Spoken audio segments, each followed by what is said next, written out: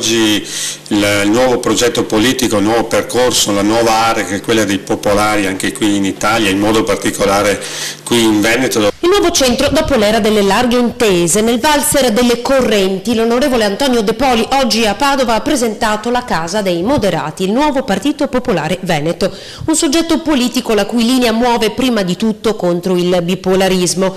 Venerdì 18 e sabato 19 a Padova il PPE avrà il suo primo congresso. I contenuti di questo nuovo centro sono chiari a partire dai relatori che presenzieranno alla 2 giorni.